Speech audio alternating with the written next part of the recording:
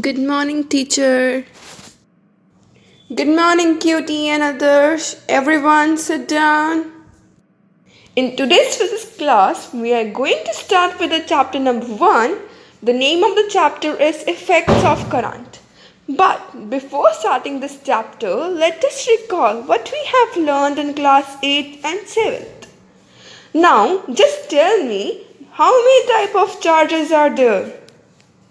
Ma'am, I know. How many type of charges are there? There are two type of charges. One is positive and other is negative. But still, I am confused. What are charges? Cutie, please don't get confused. Electric charge is nothing but a physical property of a matter or a substance which causes it to experience a force when placed near other matter or substance. As when you rub silk cloth with a glass rod acquires the positive charge and silk cloth acquires the negative charge. It means glass rod loses electrons and silk cloth gains electrons, and we all have studied about the electron in class science. Thank you, ma'am, for telling this. But can you explain the theory of electrification or charging of a substance?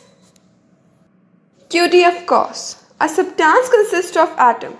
Each atom is electrically neutral.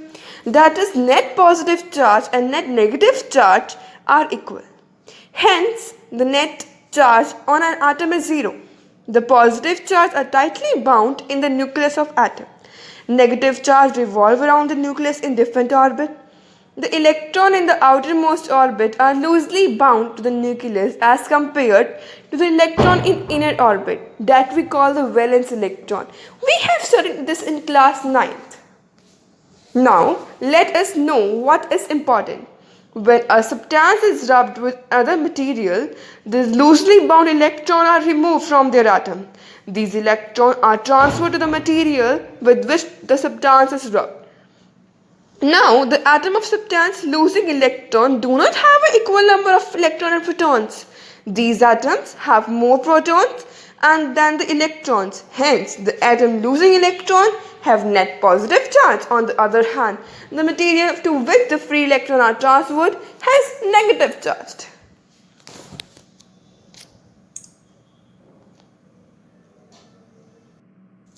This all we have already done in class 9.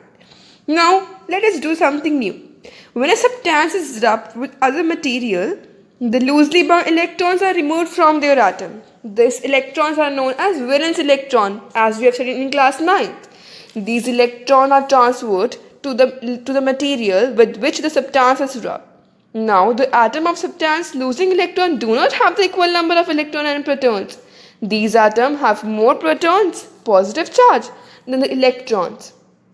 Hence, the atom losing electrons have net positive charge. On the other hand, the material to which free electrons are transferred has net negative charge.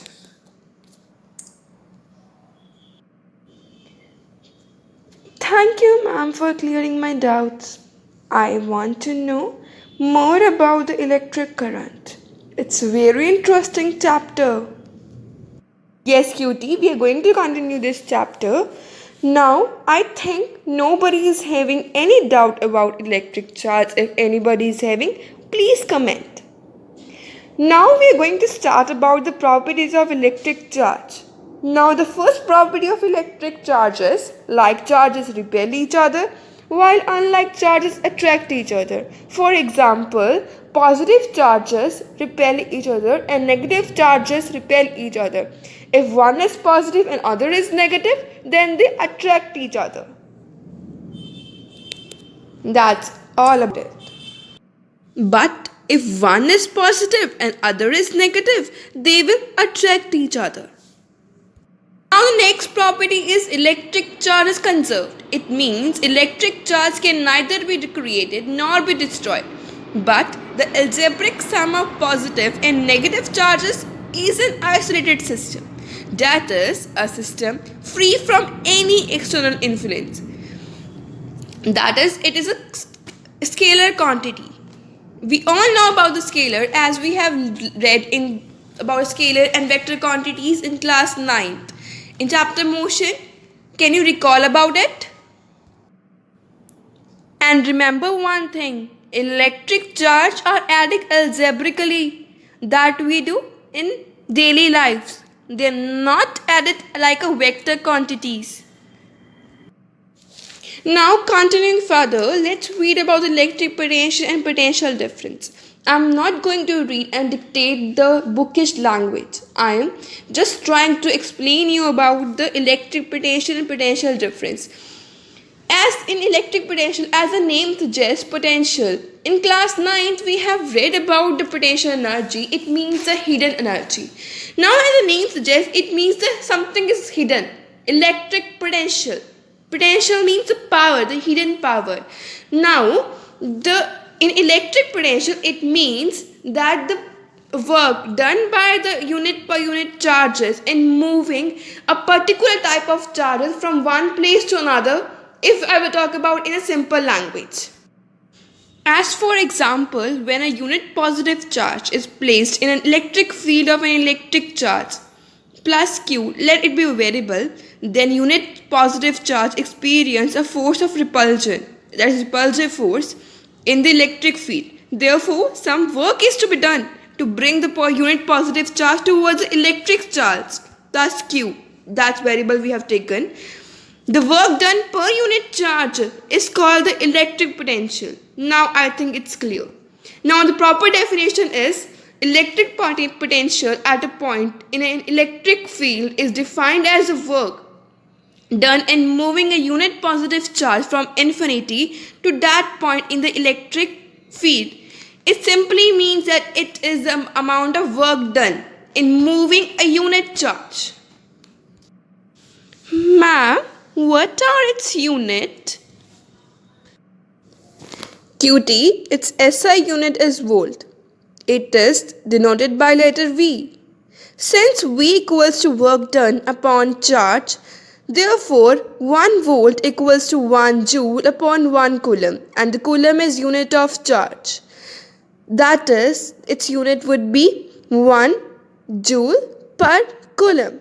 Thus, electric potential is said to be 1 volt if 1 joule work is done in moving 1 coulomb charge from that point to that infinity. Electric potential, remember this, electric potential is a scalar quantity, and for the kind information, the name, this volt unit is taken from the name of scientist. Okay, that is electron-volta. Now, to learn about the electric potential difference, let's recall what we have learnt in class 9th about diffusion. In diffusion, we say that it occurs until the amount of water is equal in both the jars. If you take 2 jars, then it will be continuing if the amount of in the 2 jars are equal. Now, there is same case in this also. Similarly, the electron in a conductor or a wire flow from one end to another end of the conductor if there is electrical pressure difference.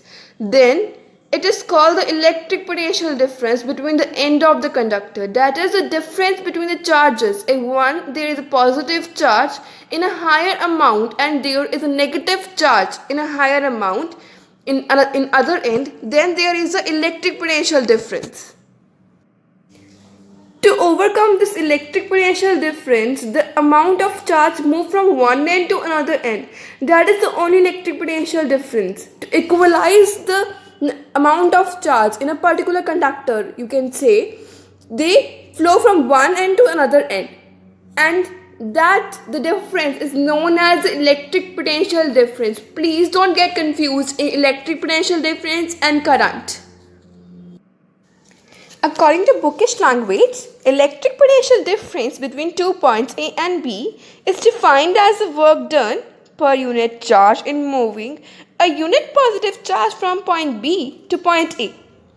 Its unit is same as the unit of potential, electric potential, that is volt, denoted by letter V.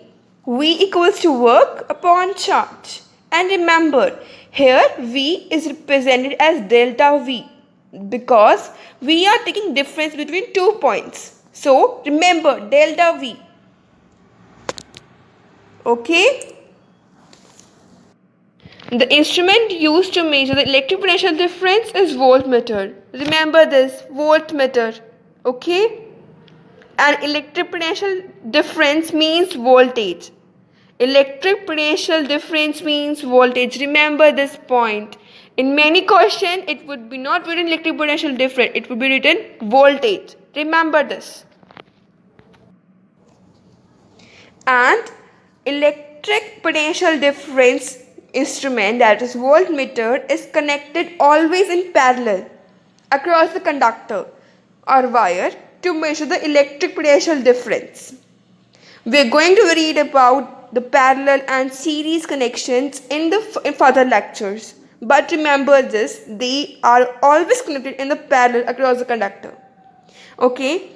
And about the further details, we are going to read about in the next lectures. Okay? And this we have read in the journal about the static, you can say the static charges. The charge in this charge is not moving. But if we talk about the current, in that charge moves, only negative charge moves. So in this lecture only we have read about the static charge, you can say, only the static charge. Thank you, ma'am, for giving such a nice information. It's a very interesting chapter. I would be regular to this class.